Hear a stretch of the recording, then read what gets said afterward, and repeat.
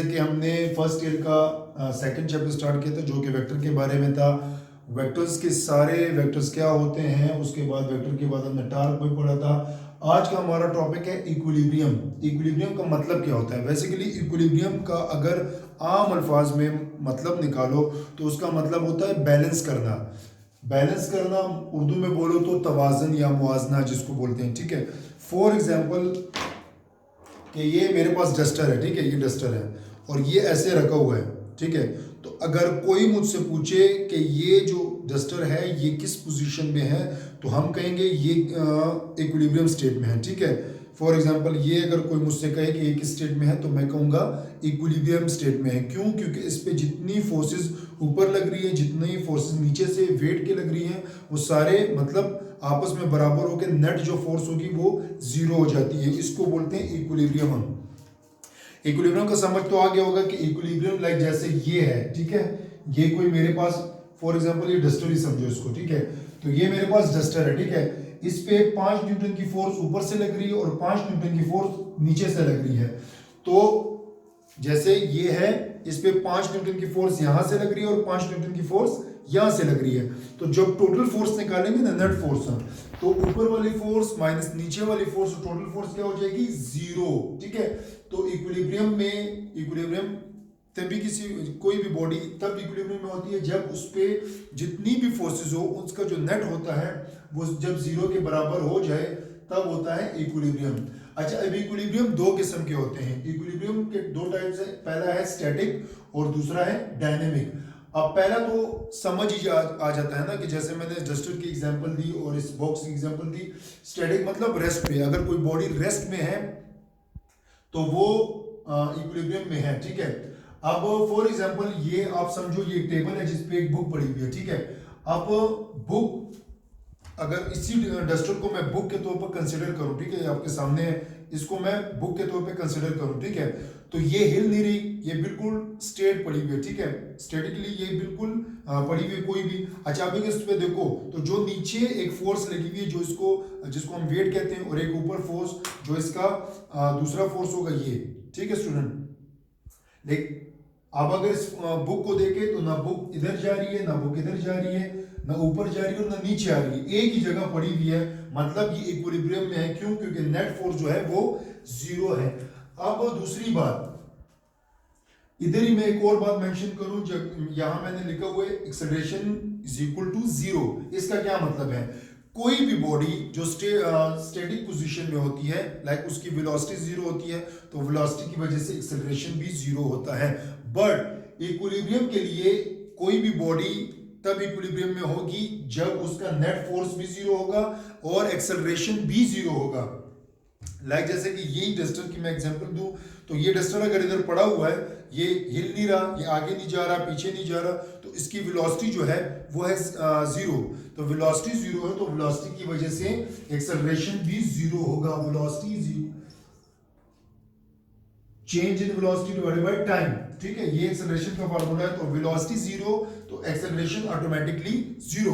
But बात यहां तक खत्म नहीं होती। बात ये है कि इक्विलिब्रियम की जो डेफिनेशन है उसमें वो कहते हैं कि कोई बॉडी अगर रेस्ट में है और या अगर यूनिफॉर्मली मूव कर रही है, यूनिफॉर्म वेलोसिटी के साथ मूव कर रही है, तो वो भी इक्विलिब्रियम में ही है। उसको हम बोलते हैं डायनेमिक इक्विलिब्रियम। लाइक मोशन में होना, डायनेमिक का मतलब होता है मोशन, ठीक है। मोशन में होना, कोई बॉडी जब मोशन में होती है उस वो भी इक्विलिब्रियम में हो सकती है। कब? तब जब वो मोशन जो हो वो यूनिफॉर्म हो। अब यूनिफॉर्म मोशन क्या होता है?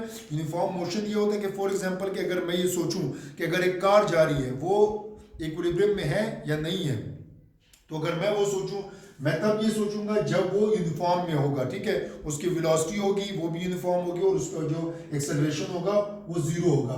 अब डायनेमिक में ना दो चीजें आ जाती है। डायनेमिक में पहली चीज जो आ जाती है वो ट्रांसलेशनल इक्विलिब्रियम, और जो दूसरी, स्टॉप करो।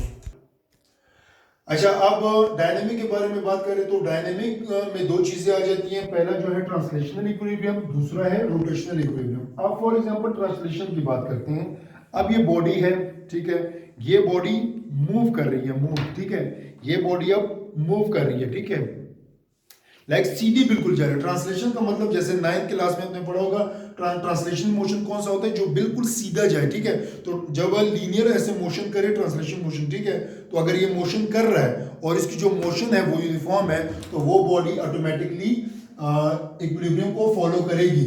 फॉर एग्जांपल जैसे कि ये है, ठीक है, जब हम ऊपर जाते हैं, ठीक है, इसमें तो जब जहाज से पैराशूट को खोल के ना जब नीचे लोग आते हैं तो एक पॉइंट तक वो बहुत स्पीड से आते हैं, बट एक पॉइंट के बाद जब ये वो ओपन कर लेते हैं, ठीक है, तो क्या होता है कि एक फोर्स नीचे लग रही है, इसको बोलते हैं वेट,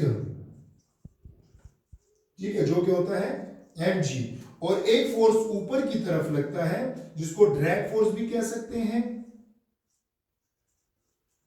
या अगर आम अल्फाज में देखो तो जो हवा लगती है, ठीक है, तो ये दोनों फोर्सेस जो होते हैं ना, ये एक पॉइंट पे आके ना बराबर हो जाते हैं और वो बॉडी यूनिफॉर्मली नीचे आती है, ठीक है। इसको बोलते हैं ट्रांसलेशनल मोशन के। लाइक जैसे कि किसी बॉडी, कोई बॉडी मूव कर रही है और उस पर दो फोर्सेस या दो से ज्यादा फोर्सेस लग रही है और उन सब का जो सम होगा ना वो जब जीरो के बराबर हो जाए तो तब बॉडी ट्रांसलेशनल इक्विलिब्रियम को फॉलो करेगी, ठीक है। अब आते हैं रोटेशनल इक्विलिब्रियम में। फॉर एग्जांपल कि ये है, ठीक है, मैं इसको मूव करवा रहा हूं, यहां से मैं इस पर फोर्स लगा रहा हूं और ये ऐसे मूव कर रहा है, ठीक है, ये ऐसे मूव कर रहा है, ठीक है। तो अगर ये मूव कर रहा है बट यूनिफॉर्म एक्सेलरेशन और यूनिफॉर्म वेलोसिटी के साथ, तो तब ये होगा रोटेशनल इक्विलिब्रियम।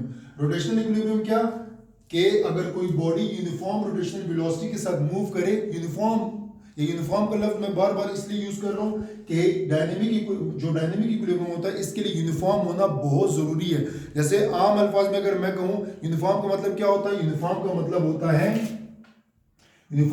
होता है सेम।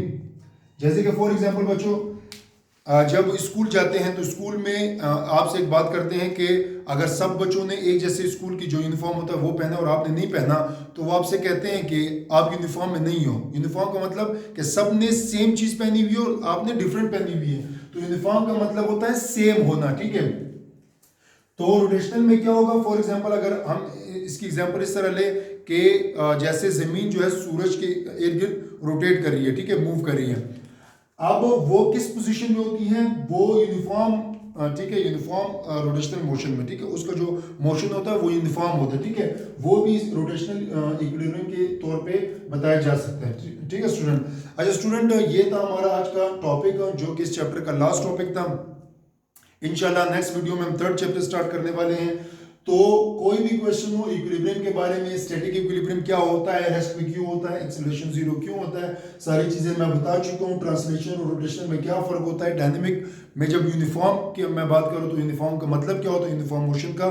तो कोई भी क्वेश्चन हो तो आप कमेंट बॉक्स में लाजमी क्वेश्चन करें, इंशाल्लाह आपको जवाब मिलेगा, ठीक है स्टूडेंट। तो थैंक यू।